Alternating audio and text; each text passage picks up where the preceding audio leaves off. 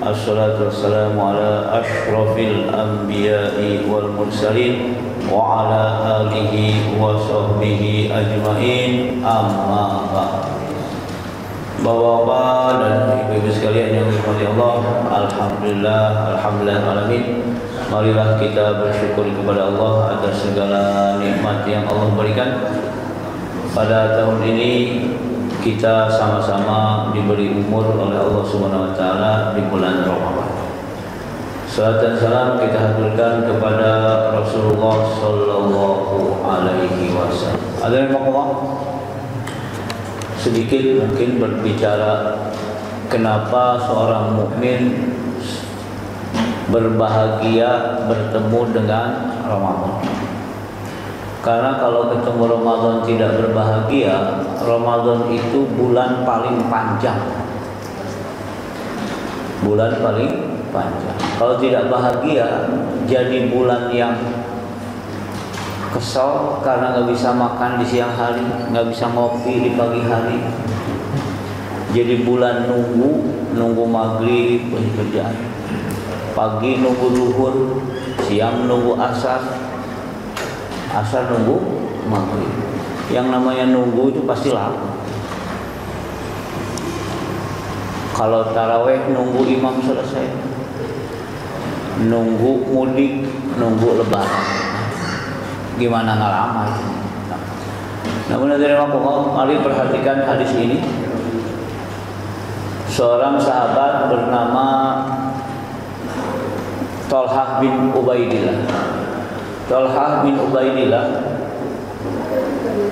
menyaksikan dua orang masuk Islam di zaman Rasulullah SAW. Kedua orang tersebut memang dua-duanya ikut perang. Di perang pertama, yang satu meninggal syahid, yang satu belum. Kemudian di perang kedua, orang tersebut yang kedua meninggal juga, syahid dua-duanya. Di surga dua. Namun yang menarik, Abu Thalhah bermimpi melihat keduanya di surga. Yang meninggal pertama ternyata yang meninggal duluan masuk surga belakangan. Yang meninggal setahun kemudian masuk surga duluan. Thalhah bin Ubaidillah bertanya kepada Rasulullah di pagi hari, Rasulullah, kenapa yang meninggal belakangan masuk surganya duluan? Jawaban Rasulullah, gimana enggak duluan? Bukankah di tahun berikutnya dia masih hidup di bulan Ramadan? Sedangkan yang syahid duluan minusnya apa? Minus Ramadan. Yang syahid belakangan plusnya apa? Ramadan. Kalau begitu kira-kira kita harus bahagia ketemu Ramadan. Harus gembira. Nah, jadi dari Allah, alhamdulillah kita masih hidup di bulan. Jadi yang dua-dua syahid dua-duanya, tapi dibedakan. Kenapa? Rokaatnya beda, puasanya beda, sedekahnya beda, segalanya beda. Kalau begitu, alhamdulillah kita hidup di bulan Ramadan. Nah, tergantung kita sekarang mau diisi dengan apa. Mau diisi dengan, jadi kalau nanti malam diisi dengan nonton sepak bola Liga Inggris jam 9 malam itu bahaya. Satu pengen Liverpool, yang satu pengen Manchester City. Karena siapapun yang draw itu pasti nomor 2 yang menang. Nah, maksudnya bukan ngasih tahu jangan nonton. Terlalu sayang bulan Ramadan dipakai untuk nonton bola. Ya, untuk yang lain, insya Allah. Alhamdulillah, judul kita hari ini adalah manhaj taisir dalam fikih. At-taisir. Apa itu taisir? Taisir itu mudah. Yusrun. al yusra, yuridullahu bikumul yusra wa la yuridu bikumul usra. Yang sering terjadi di tengah masyarakat, rasanya nggak enak kalau nggak bikin agama itu susah. Padahal prinsipnya mudah. Prinsipnya mudah. Yassiru wa la tu'assir. Nanti ada ayat-ayat. Ini memang ngomong. Fenomenanya bagaimana? Pertama, fenomena pertama cenderung mengharamkan. Saya kritik betul ini Pak, pemikiran seperti ini di tengah masyarakat. Pokoknya haram dulu lah. Yang lebih parah lagi kalau mengharamkan itu rasanya duluan ke surga daripada yang membolehkan. Contoh, apa hukum musik? Apa hukum musik? Satu, haram. Seakan-akan haram musik itu seperti haramnya babi, yang udah pasti musik. Tapi yang menarik dari Allah, pendapat kedua mengatakan musik boleh, tergantung dipakai untuk apa. Dipakai untuk seperti nasihat pernikahan yang mahir zain itu boleh. Dipakai untuk mengubah syahwat seperti lagu dangdut dinyanyikan perempuan yang kadang-kadang juga kita lupa juga. Nggak usah sebut nama. Itu haram jelas. Maka bagaimana puasa dengerin lagu dangdut penyanyi perempuan dan mengundang syahwat? Ya puasanya yang masalah. Puasanya sah, puasanya yang tidak berpahala. Karena saya lewat kadang-kadang bulan puasa dangdutan gimana sih? Nah, permasalahannya adalah yang mengharamkan merasa lebih beriman daripada yang membolehkan.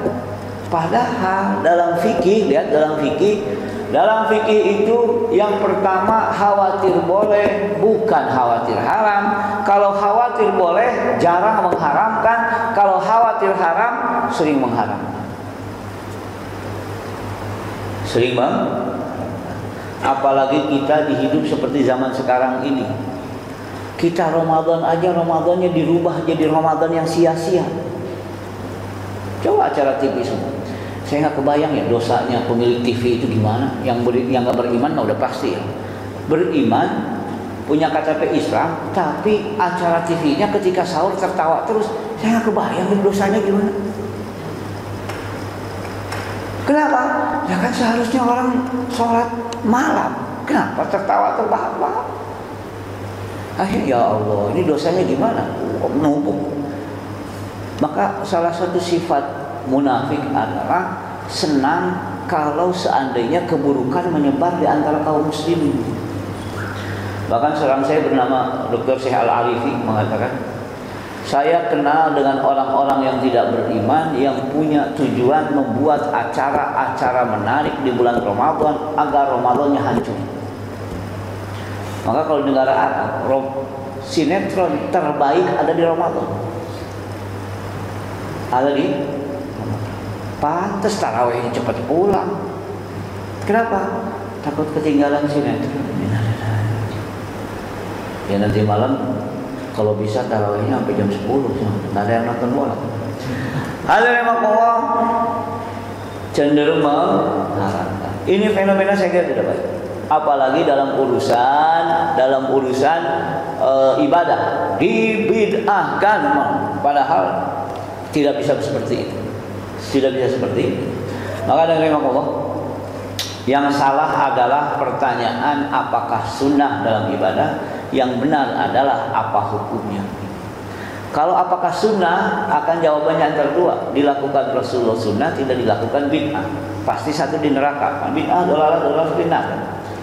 Yang kedua, kalau bertanya apa hukumnya, tidak akan ke neraka. Kenapa? Karena apa hukumnya ijtihad. Ijtihad itu kalau benar dua, kalau salah jadi satu. Ada yang di neraka? Ada. Mending apakah sunnah, mending apa hukumnya? Apa hukum? Karena fikih itu apa hukumnya, tidak ada apakah sunnah.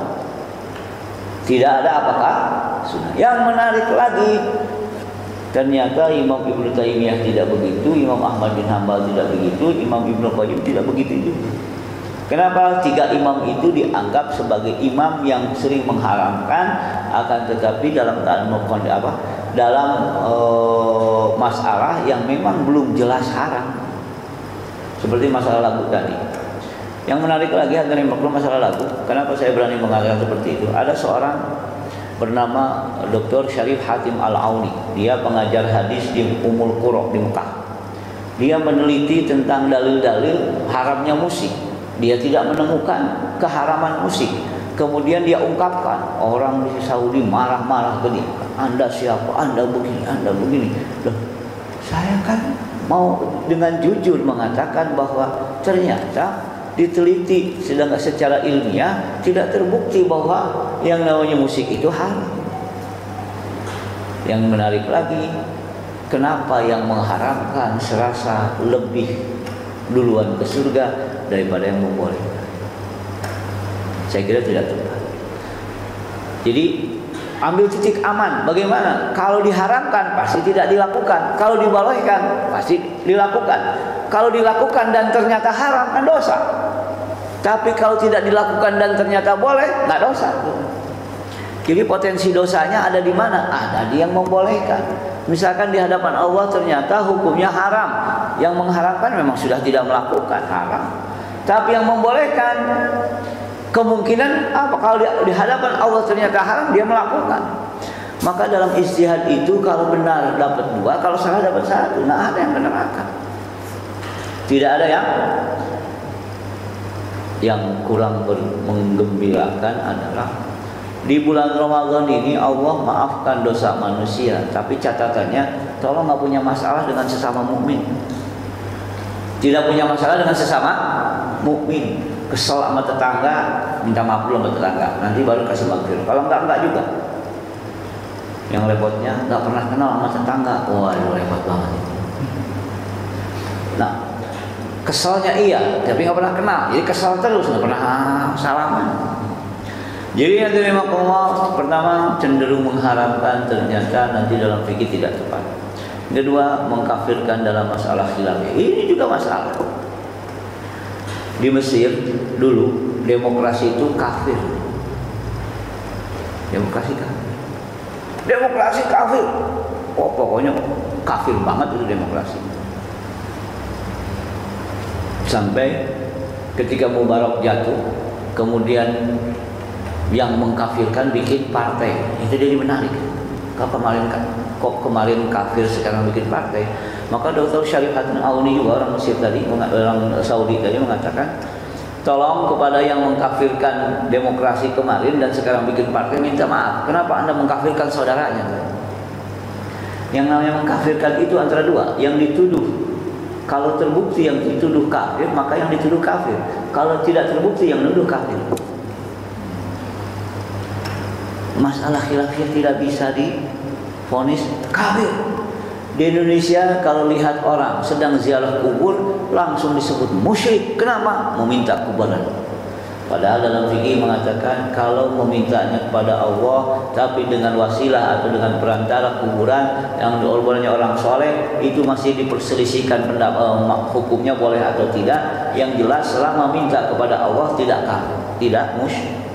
Tapi rasa udah musyrik duluan.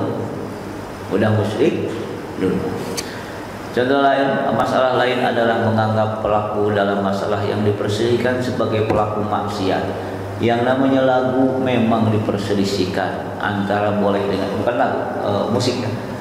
Diperbolehkan dan tidak. Seakan-akan yang bermain musik langsung haram, padahal belum.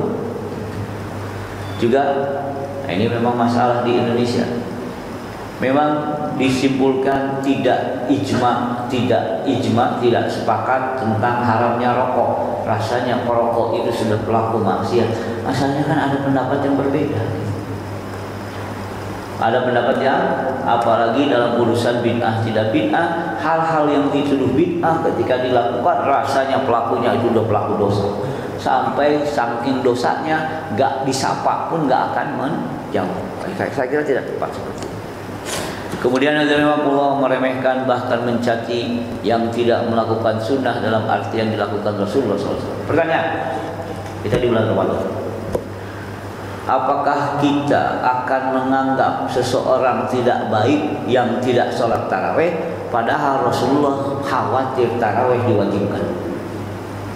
Puasa, biasa puasa, namun tidak taraweh. Gimana? Masalahnya Rasulullah sendiri mengatakan saya khawatir diwajibkan. Terus kita mau mewajibkannya dengan kalimat kan sunnah. Kan Rasulullah juga sampai mengatakan saya khawatir diwajibkan. Kenapa Rasulullah di hari ketiga nggak keluar? Saya tahu kalian udah pada ngumpul, cuma saya nggak mau. Kenapa? Saya khawatir diwajibkan. Rasulullah sendiri khawatir diwajibkan, sedangkan kadang-kadang sikap kita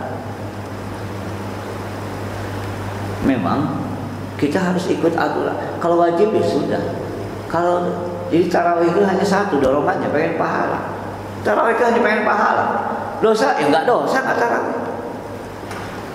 Saya diprotes sama seseorang ketika di Al-Falah di sini, karena Al-Falah itu ternyata 1 juz. Waktu itu saya kira ahad yang lalu saya cerita tentang bagaimana tarawih. Saya bilang ya paling tidak 1 juz lah. Kemudian saya bilang ya kalau nggak mau lama nggak usah tarawih. Kenapa? Tarawih kan cuma derajatnya tidak sampai wajib. Dorongannya ingin pahala. Kalau ingin pahala pasti panjang. Hanya dia nge-WA, Ustaz kenapa meremehkan yang sudah tua? Kita kan udah sepuh-sepuh juga. Saya bilang dulu juga yang tarawih udah sepuh juga, sampai bikin tali supaya dia nggak jatuh. Jadi masalahnya bukan. Ayo terima Allah kembali. Apakah kita akan meremehkan orang yang tidak sholat tarawih? Pada tarawih memang Rasulullah sendiri mengatakan saya khawatir diwajibkan. Ini masalahnya. Seakan-akan maaf, seakan-akan kalau nggak ada jenggot itu sudah pelaku maksiat tuh, gede banget tuh. Nah ini masalah. Kan sunnah, maka posisikan dengan hukum bukan dengan sunnah atau tidak sunnah.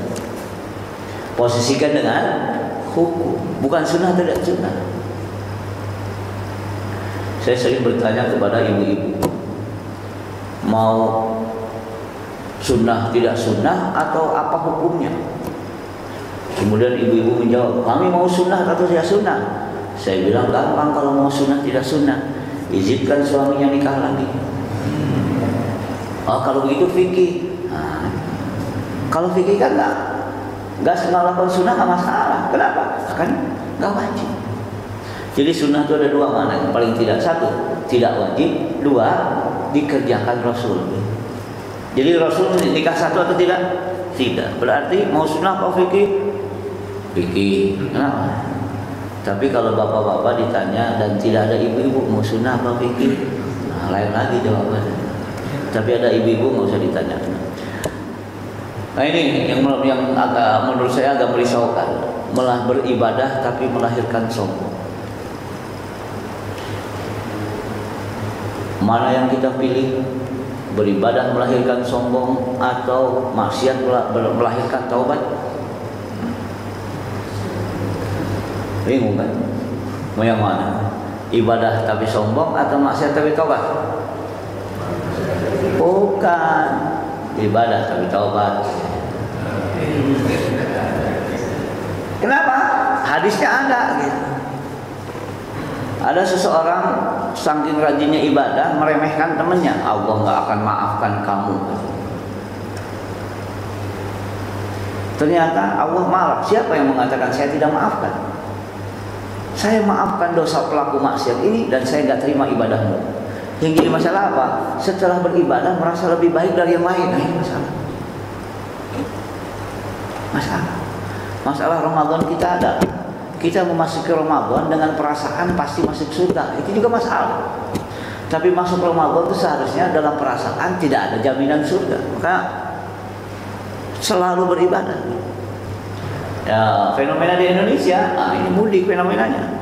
Seakan-akan yang mudik itu berkata kepada yang sedang itikaf, kita udah dapat tiket surga, yang belum, terusin itikaf, kita pulang. Kan?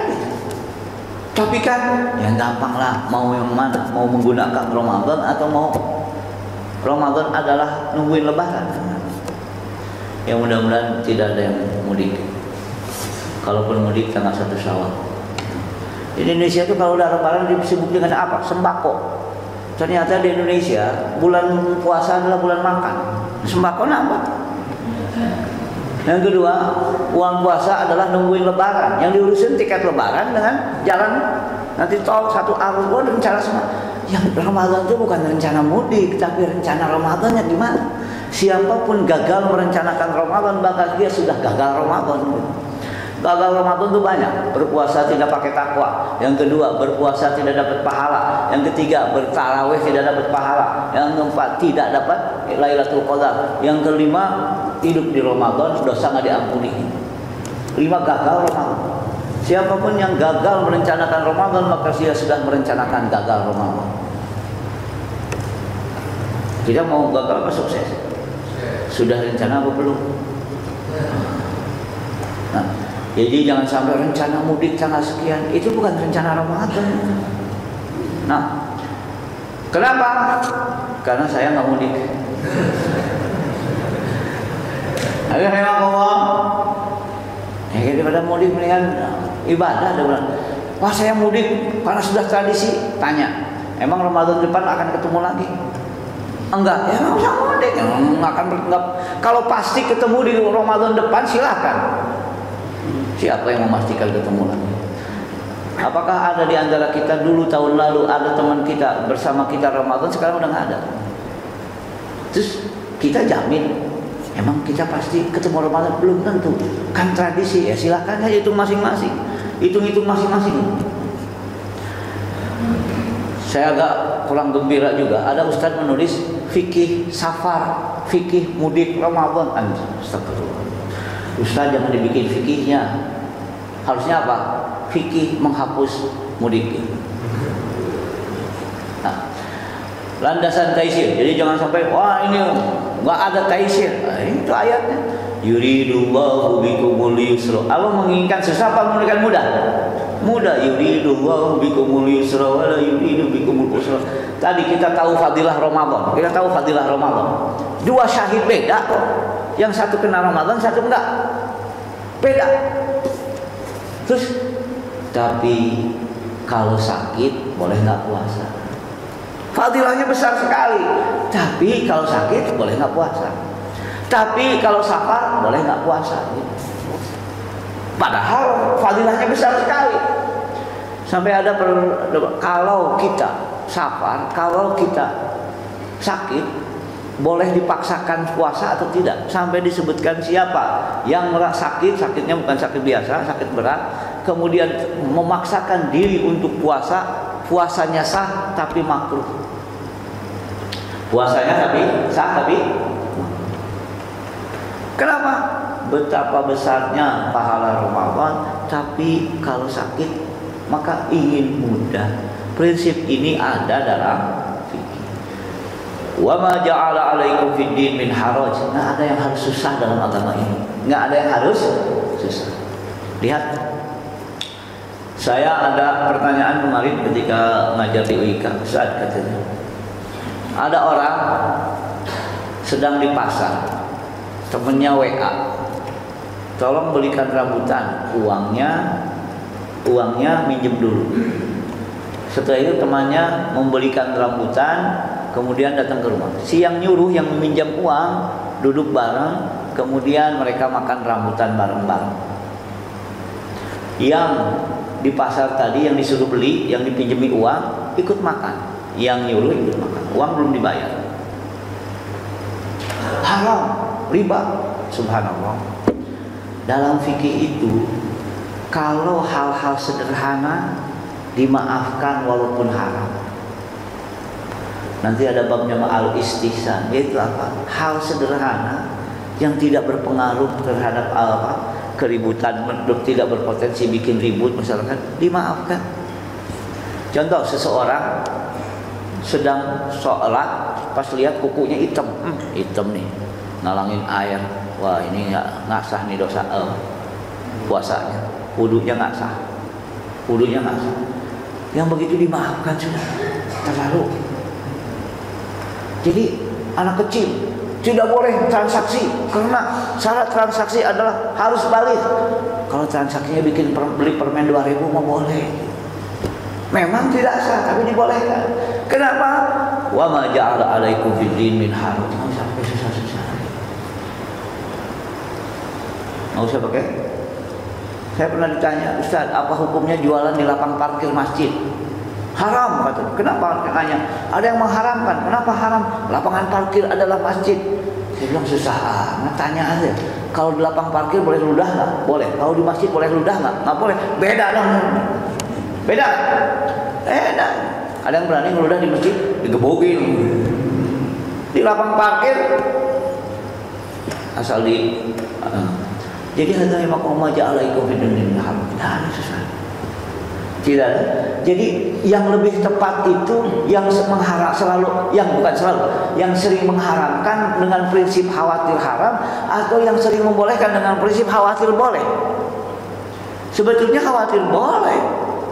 Maka para fuqaha itu paling jarang mengharamkan kecuali dalilnya pasti. Dalilnya pasti. Ini peristiwa ketika Rasulullah SAW akan mengutus Mu'adz bin Jabal dan Abu Musa al-Ash'ari untuk menjadi qadhi yang menentukan. Qadhi itu hakim di Yaman. Apa kata Rasulullah nasihatnya? Yassiro, mudah. Wala tu'assiro, jangan bikin susah. Wa basyiro, basyiro itu beri kabar gembira. Wala tunafiro, jangan bikin orang kabur. Jangan bikin orang kabur. Yassiro. Maka ada prinsip tail. Pernah kita berbicara di Masyaqqah Tadribut Taisir, pernah di sini. Kemarin kita bikin fikih muwazanah. Itu juga dalam konteks yang mudah tuh didahulukan. Ini peristiwa juga ketika seorang Arab kampung kencing di masjid, kecewer. Orang-orang mau datang ya, kita kesel juga kalau orang kencing di masjid, begini. Ya biarin kata Rasul, jangan, karena orang tak ngerti gimana. Habis gitu kata Rasulullah apa? Innama buistum muyassirin, kalian itu diutus bukan untuk susah, muyassirin mudah. Walam tum'asu mu'assirin, ya sudahlah, udah kencingnya udah, mau diapain lagi, sudah nggak usah. Ada yang mengatakan masalahnya kalau sahabat marah nanti dia kabur. Kalau dia kabur kencingnya kemana-mana, tambah susah lagi. Ayah, wah kemana-mana dia diuber-uber. Udah suruh di situ aja. Kalau di situ dong tinggal siram air selesai. Jadi kalau ada masalah jangan diperbesar masalah. Maka kata Rasul apa? Fa'in nama buistum, kalian diutus muyassirin walam tub'atsu mu'assirin. Juga menarik kalimat ini buistum, kalian diutus. Yang dia pertanyaan, yang diutus Rasul apa kita? Tapi kalimatnya buistum, kalian. Berarti tugas Rasul adalah tugas kita. Tugas Rasul adalah tugas. Silahkan lihat sirah Rasulullah, tugasnya apa. Seperti itu tugas kita. Di antara tugas yang dilupakan umat ini, bahwa Rasulullah itu berjuang untuk menjadi pemenang, sedangkan kita beribadah tapi tidak ingin jadi pemenang. Saya sampai ada seseorang mengatakan, kenapa sih pemilu sampai melibatkan agama? Subhanallah, saya bilang orang ini, mereka beribadah tapi siap dijajah. Gimana sih? Kalau kita beribadah dan tidak rela dijajah, siapa yang menjajahnya? Dari dulu juga Belanda ngejajah. Buktinya sampai sekarang hukumnya belum hilang. Hukum Belanda kan belum hilang. Bertahun-tahun Indonesia nggak bisa bikin hukum sendiri, tetap aja harus pakai. Maka orang hukum itu yang paling hebat diantaranya ngerti bahasa Belanda. Namun kembali, bukan buistumnya di sini, muyas siri, muyas mudah, bukan tuh. Maka rahimahullah, lihat hadis ini, coba bayangkan. Mari kita baca hadis ini baik-baik. Dari Ibnu Abbas, nggak usah dibaca Arabnya ya. Ia berkata, asal jangan nuduh saya nggak bisa bahasa Arab. Rasulullah SAW menjamak zuhur dan asar, maghrib dan isya di Madinah. Berarti safar apa bukan? Bukan. Tanpa takut. Takut ya salah satu alasan untuk jamak. Tanpa hujan. Tanpa hujan. Berarti ada indikasi tidak sakit. Buktinya Rasulullah di masjid. Seluruh alasan menjamak sholat tidak ada. Ibnu Abbas perawi hadis disebutkan, ini Sahih Muslim. Kenapa beliau melakukannya? Ibnu Abbas menjawab, agar tidak menyulitkan umat Allah. Agar tidak menyulitkan. Kita jadi bingung. Ini gimana? Zuhur asar di jama', Maghrib isya di jama'. Rasulullah sendiri kenapa? Jangan susah. Sedangkan umatnya zaman sekarang ada sebagian umatnya pengen yang susah ya udah. Pokoknya saya pernah ngajar dalam fikih, saya bilang sholat di akhir waktu itu boleh. Ada yang protes, Ustaz, bukankah sunnahnya di awal? Itulah masalahnya. Iman itu tidak sama. Bukan menganjurkan yang tidak baik, tapi kalau kita melakukan yang baik, kemudian jangan merasa lebih baik dari yang lain. Yang kedua, kalau selama masih boleh, gimana? Memang dalam fikih boleh, tapi dianjurkan dengan cara lain yang lebih bijak agar sholatnya di awal waktu, dengan menyebutkan fadilahnya, dengan menyebutkan yang lainnya. Tapi kalau memvonis orang itu adalah salah karena mengakhirkan sholat, saya kira salah juga. Kenapa? Karena coba bayang hadis ini, jamak tanpa hujan, tanpa takut, tanpa safar, tanpa sakit. Terus alasannya apa? Jangan susah umat. Memang harus hati-hati dalam hadis ini. Jadi kalau dalam situasi tertentu tidak memungkinkan sholat tepat waktu, sudah jamak saja. Apakah macet bisa membuat kita sholat? Saya sering tanya, Ustaz, bagaimana? Jamak saya di rumah selesai. Rencana pulang ke Bogor, dikirakan di Bogor sudah apa? Maghrib. Ternyata 6 jam. Di Bogor waktu Isya jam 8. Nggak usah susah jamak. Bagaimana sholat di kendaraan? Sholat di kendaraan itu boleh kalau kendaraannya bisa berdiri duduk. Kalau sambil duduk dalam situasi tidak ada cara lain kecuali itu baru. Maka kalau masih ada jamak, masih jamak di jam. Kemudian dari Imam Allah menarik lagi, seseorang dalam sebuah rapat di parlemen Mesir, Jadi orang ini marah karena ketika azan asar rapat dilanjutkan. Akhirnya pukul pintu. Berhenti dulu, kita sholat dulu. Seorang syekh yang ada di parlemen itu berkata, gini, yang sunnah saya apa kamu? Kenapa? Rasulullah pernah menjamak zuhur asar, maghrib isya tanpa sebab. Saya sudah jamak sebelum rapat. Kenapa? Karena saya tahu ini rapat akan sampai maghrib gitu. Jadi yang sunnah saya apa kamu? Diam juga dia. Ini hadisnya jelas. Nah, kemarin beberapa waktu yang lalu saya ditanya, Ustaz, besok saya akan resepsi anak saya. Riwayatnya gitulah. Biasanya agak sulit sholat duhur. Boleh jamak nggak Ustaz? Saya tanya, boleh jamak nggak dengan hadis ini? Boleh jamak nggak? Ini nggak ada sebabnya loh.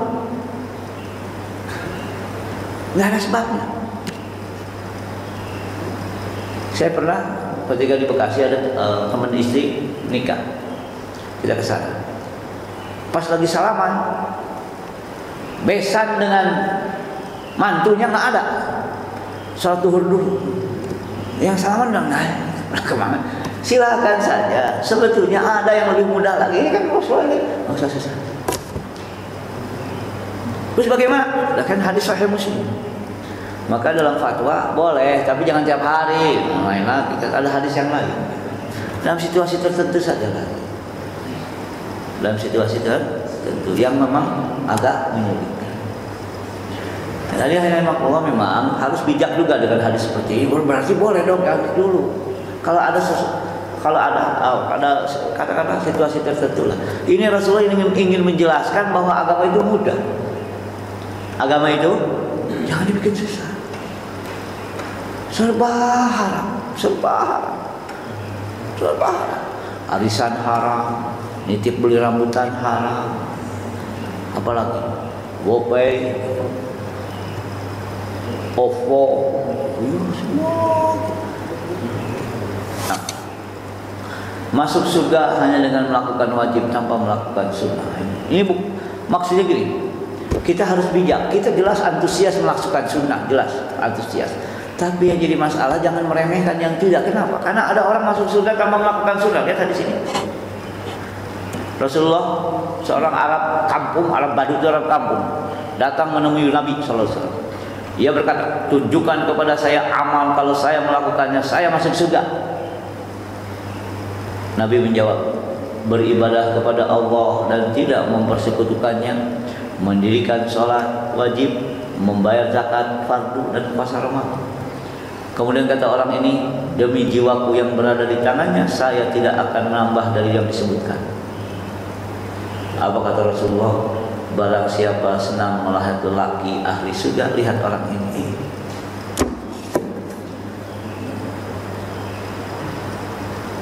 Ada riwayat tentang Ramadan, ya, tentang Ramadan.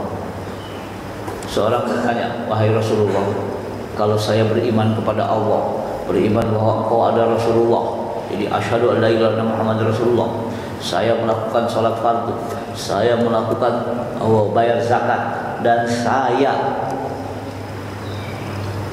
puasa Ramadan, apa kedudukan saya di sisi Allah?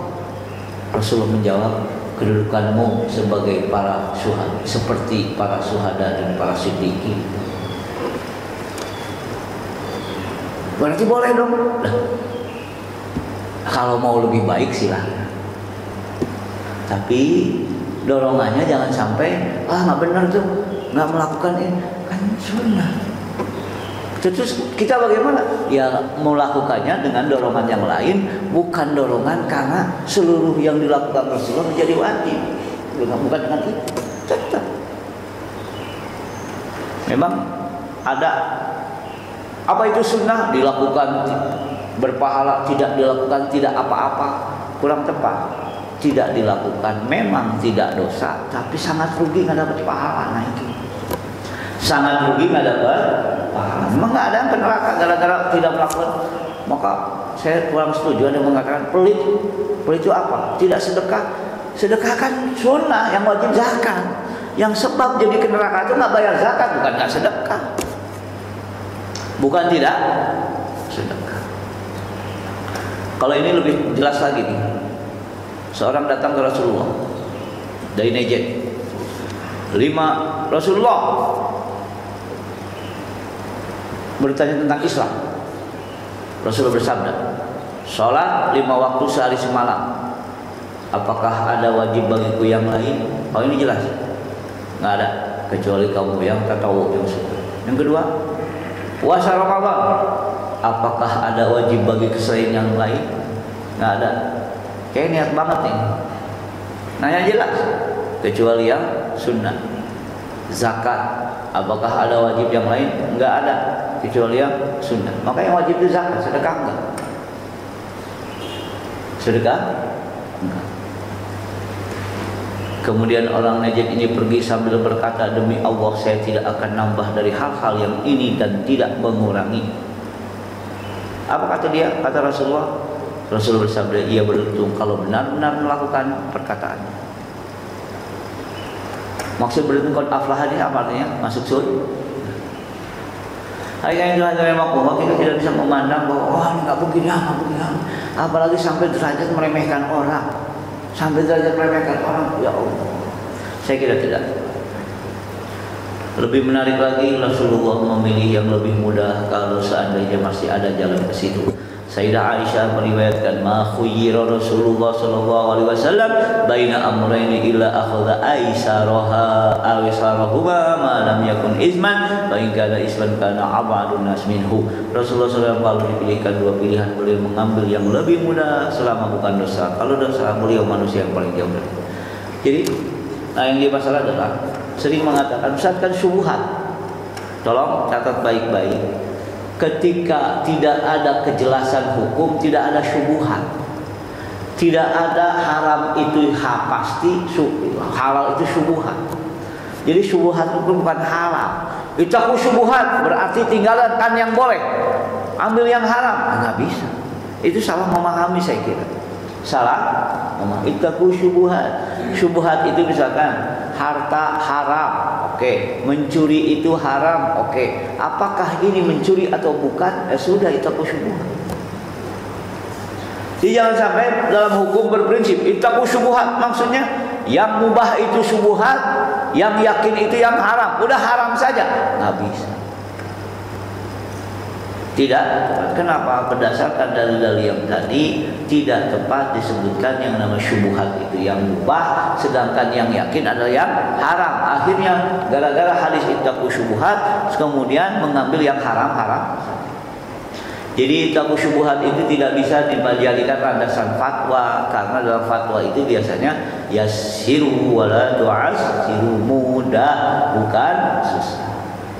Nah, selama tidak ada kepastian haram atau makruh, lebih baik dibolehkan. Lebih baik dibolehkan. Apalagi umat dalam keadaan seperti ini. Umat dalam keadaan seperti ini, ya Allah, umat Islam ini kasihan banget gitu. Kasihan banget sudah. Di Libya habis, di Mesir habis, di Syria habis. Yang diinginkan adalah orang-orang beriman yang hanya di masjid saja. Kalaupun dizalimi ya nggak apa-apalah, yang penting kita boleh sholat. Padahal kalau kita pernah berbicara di sini, kalau kita ukur kehidupan kita dengan Al-Quran, terlalu jauh kehidupan kita dari Al-Quran. Terlalu jauh.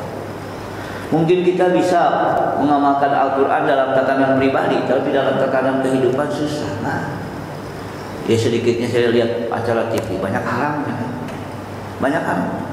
Penyiar TV aja banyak yang nggak pakai jilbab.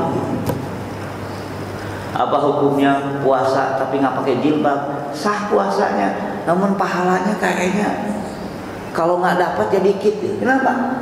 Ya kan seharian nggak pakai jilbab. Tapi kadang-kadang kemarin sempat di Masjid Al-Latif Pasaraya itu, saya lihat banyak juga yang puasa nggak pakai jilbab. Saya harapannya apa? Ya kalau melihat puasa itu wajib, ya tambahin lagi kok jilbabnya wajib. Bahkan ada pertanyaan begini, bagaimana hukumnya dia puasa tapi nggak sholat? Puasanya sah, tetap. Wa may ya'mal mithqala dzarratin khairan yarah, wa may ya'mal mithqala dzarratin syarran yarah. Amal saleh tetap sah, akan tetapi masalahnya sah belum tentu berpahala. Kenapa? Pahalanya habis dengan tidak sholat. Maka hadirin rahimakumullah, hukum dalam fikih sampai ada 5, taklifi, ada wajib, tidak boleh tidak, ada sunnah, lebih baik dilakukan, ada mubah, dilakukan nggak dilakukan nggak berpahala, 50-50. Yang keempat, mau makruh, dilakukan berpahala, tidak dilakukan memang tidak dosa tapi rugi tidak dapat pahala. Yang kelima, haram, tidak boleh tidak, harus ditinggalkan.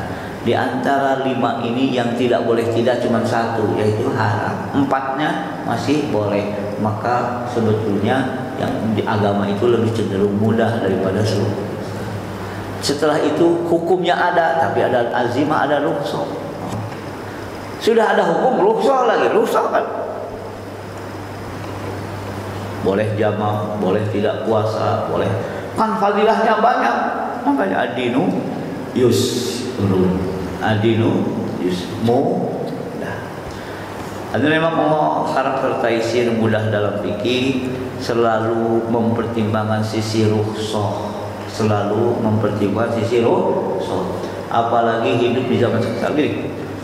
Rasulullah SAW sampai ada haram tapi dibutuhkan jadi boleh. Rasulullah SAW.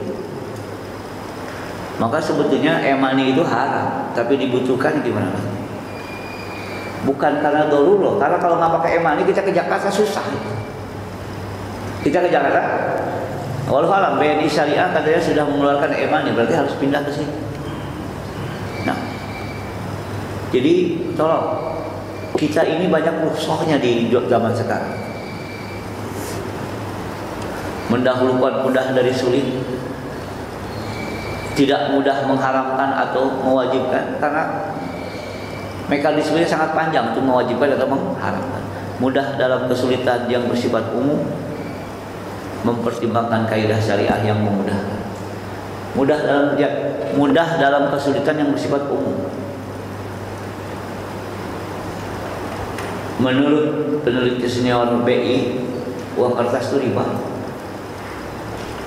Uang kertas bisa kita bertransaksi tanpa uang kertas? Nah, sudah di. Kenapa? Memang ke situasinya yang nggak mungkin. Jadi tadi disebutkan bersifat umum, kadang-kadang sulit dihindari, gimana lagi? Sulit dihindari. Kemudian di sini ada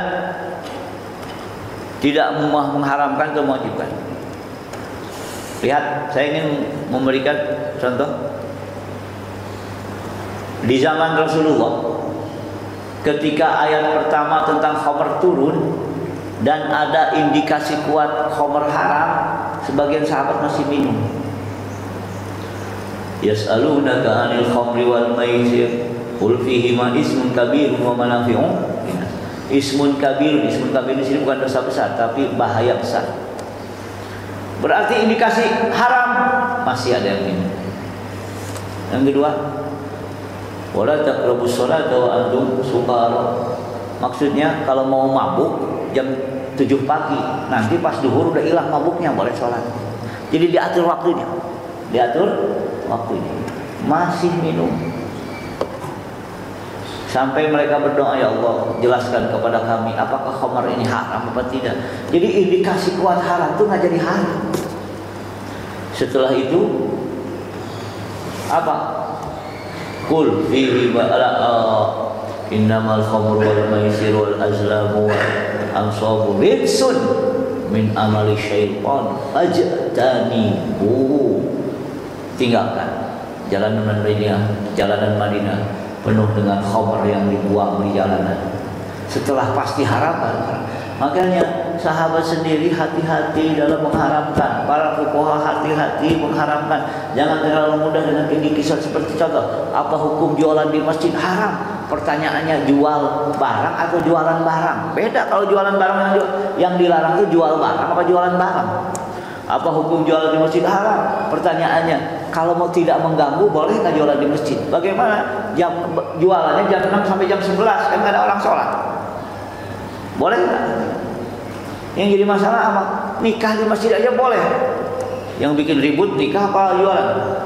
Kadang-kadang tidak boleh mengharamkan. Maka Syafi'i haram, makruh, Maliki makruh, Hanafi makruh, Imam Ahmad bin Hanbal haram jualan di masjid. Tapi catatannya kenapa? Masalah ada mengganggunya. Atau Imam Ahmad mengatakan masjid hanya untuk zikir, hanya untuk sholat. Tapi yang jadi masalah, nikah boleh di masjid. Berarti kan sebetulnya tidak untuk zikir saja, tidak mudah untuk mengharam. Terakhir nama Qur'an. Tadi saya judulnya mau saya ganti hari ini. Asalnya judulnya mau ritual Ramadan. Kenapa? Banyak sekali ritual Ramadan dibid'ahkan.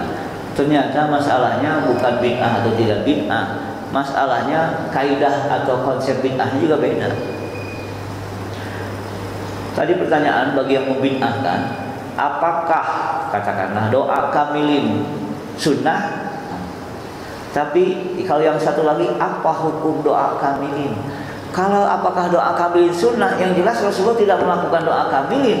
Kemudian kalau tidak dilakukan berarti tidak sunnah, berarti bid'ah. Selesai. Tapi kalau yang satu ini lagi, apa hukumnya? Dikaji, ternyata doa kamilin apa salahnya? Nggak apa-apa, berarti boleh. Maka dalam fikih ada yang mustahab. Mustahab itu tidak dilakukan Rasulullah tapi berpahala. Berarti sangat kontradiktif dengan pertanyaan apakah sunnah. Karena apakah sunnah itu jawabannya kalau dilakukan jadi sunnah, kalau tidak dilakukan jadi bid'ah. Padahal dalam fikih ada mustahab, yang mana mustahab itu artinya tidak dilakukan Rasulullah atau sebagian besar maknanya tidak dilakukan Rasulullah akan tetapi berpahala. Seperti pendapat Imam Syafi'i, nawaitu sauma ghadin an adai fardhi syahr Ramadan li salatillah. Kita ada mustahab, bukan sunnah. Bukan sunnah, mustahab disebut. Tidak dilakukan tapi berpahala. Akhirnya terima Allah. Sekali lagi mari kita lebih bijak dalam masalah ini, apalagi terlalu mudah membid'ahkan. Saya kira juga bukan manhaj taisir dalam hal ini. Bukan manhaj. Ada permasalahan dalam fikih itu memahami hadis antara ahlus sunnah atau bukan ahlus sunnah, antara memahami sunnah antara ahlul hadis dan fikih. Itu beda, jauh beda itu. Jauh berbeda. Oleh itu memang yang berlaku berabad. Tapi secara hierarki ya, katakanlah tingkatan. Orang hadis itu tidak boleh bicara fikih. Yang boleh berbicara fikih itu mujtahid orang. Syafi'i, Malik, Ahmad bin Hanbal dan Abu Hanifah. Kalau Imam Bukhari tidak, masih mazhab Syafi'i. Imam Muslim masih mazhab Syafi'i. Di zaman sekarang tahu hadis langsung berfatwa fikih, ya jadi susah. Saya kira tidak tepat. Ada pertanyaan? Sudah bel? Jadi kelasnya bel. Ada pertanyaan? Ada pertanyaan? Tidak ada. Sama-sama nggak? Oh, silakan. Waalaikumsalam. Memang dua kutub ini kontradiksi. Ada yang mengutamakan dan ada yang tapi ada beberapa khawatir bagi untuk yang mereka ini jadi soal penting menggampangkan. Jadi dua kutub dalam hal yang mengharapkan dan yang membolehkan. Mungkin bagi yang mengharapkan akan merasa khawatir kalau yang membolehkan menjadi mempermudah kata. Nah, barangkali ada satu titik bahwa memang ini boleh dan ini dalam periode boleh. Tadi kan tadi jadi kalau di situ agak sedikit apa ya? Karena kan tidak semua paham yang usul itu. Nah, orang awam yang sangat awam itu gimana? Boleh apa enggak? Contohnya makanya pada saat di perjalanan ada yang mengatakan bahwa kita nggak boleh yang perjalanan safar itu nggak boleh jamak itu berarti harus sholat hadir dan sholat sempurna. Nah ada yang mengatakan oh boleh. Nah jadi dalam itu akhirnya ada sedikit ragu. Kalau ada satu sumber yang jelas itu boleh lah. Satu hal boleh, nah sebenarnya memang nggak bisa. Selalu itu juga menjadi satu karakter dari orang awam ya. Saya kira gimana caranya untuk ini masih dalam politik boleh atau gimana? Nah, sebetulnya kalau dalam prinsip boleh dulu, setelah itu nanya. Kan sahabat gitu, lakukan dulu baru nanya. Kalau nggak ada Rasul, nanyanya gimana? Nanti dikoreksi. Kemudian yang kedua adalah masalah sholat ini. Yang paling mudah atau saya lebih senang dengan pendapat atau lebih setuju dengan pendapatnya Imam Syafi'i. Pendapat Imam Syafi'i selama sholatnya cara sholatnya sama, tidak dibedakan mau mukim, mau safar, mau duhur, mau asar. Yang duhur imam ke asar itu boleh semua. Selama tata cara sholatnya sama. Yang tidak boleh sholat asar makmum ke sholat jenazah itu nggak boleh. Pasti ada jenazahnya kan ada. Itu yang nggak boleh karena caranya beda. Kalau caranya sama sudah boleh semua, udah. Nggak usah sebutkan. Juga yang tidak boleh sholatnya berjamaah, hatinya tidak berjamaah. Saya subhanallah di masjid saya itu di masjid kecil. Itu sudah berapa tahun di sini nggak kenal satu sama lain. Kenapa? Rasanya nggak ada yang nyapa satu sama lain. Saya bilang ini gimana? Jadi kita menyapa juga jadi orang aneh. Nggak ada yang nyapa pulang-pulang sendiri. Ini sholatnya berjamaah, hatinya enggak. Jadi masalah. Mumpung Ramadan itu tujuannya membentuk hati, bukan untuk sehat, bukan membentuk hati. Karena katanya kalau hatinya sehat, sehat juga badannya. Kenapa? Dan memang Allah la'alakum tattaqun. Tattaqun itu urusan hati. La'alakum, maka tolong kalau masih ada kesal kiri kanan minta maaf. Yang paling baik adalah yang paling cepat minta maaf. Walaupun kita makanya dia yang salah, udahlah kita yang minta maaf daripada nggak dapat maghfirah. Daripada nggak dapat maaf. Kalau seandainya masalah khilafiyah bikin kita kesal, gimana dapat maghfirah? Maka kadang-kadang ayolah kita pahami saja kenapa begini lagi. Nggak usah sampai rasa kesal. Saya secara pribadi kadang-kadang pernah ya pengalaman pribadi. Allahu Akbar di samping ada sholatnya kok beda, ini gimana? Akhirnya pusing sendiri. Ini kok begini orang sholatnya? Sebenarnya ya Allah, mari kita pahami, jangan sampai ada rasa salah seorang masuk surga gara-gara satu, memaafkan seluruh kesalahannya setiap malam. Ya Allah, siapapun yang berdosa pada saya maafkan. Jadi hatinya itu terbuka. Ini masalahnya kalau di Ramadan ini hati tidak terbentuk, tidak bertambah iman, tidak bertambah takwa, tidak bertambah taat, tidak bertambah takut dengan haram, masalah. Berarti Ramadannya gagal. Gagal. La'allakum tattaqun. Iya.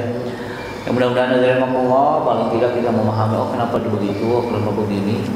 Tapi dalam prinsip ya beda. Dalam fatwa yang dikedepankan mudah dalam fatwa. Tapi kalau kita mau mengambil secara pribadi yang lebih sulit, silahkan. Jadi ada istilah fatwa dan takwa. Kalau takwa itu untuk pribadi dan silahkan sesulit mungkin. Kalau fatwa untuk umum biasanya dibuat mudah. Mereka fatwanya boleh, tapi saya tidak melakukan. Seperti tadi, sunnahnya poligami, tapi tidak melakukan. Nah, masalah takwa itu bukan urusan hukum.